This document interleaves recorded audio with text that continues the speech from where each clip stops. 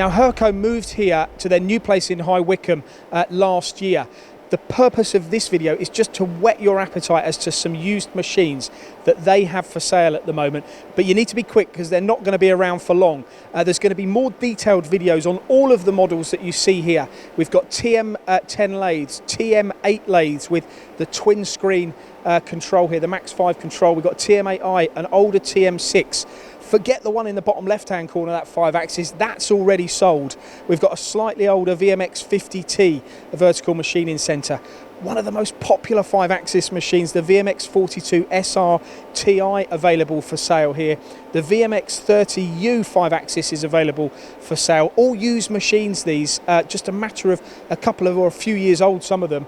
And this VM10, the final one of the most popular sold machines or machining centres according to Hurco in the UK.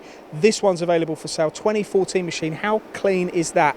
Be quick. If you're interested in these machines, you need to keep coming back to our channel, because over the coming days we're going to be releasing more specifically detailed videos on each of these models. But in the meantime, if you can't wait, visit Hurco's website, hurco.co.uk.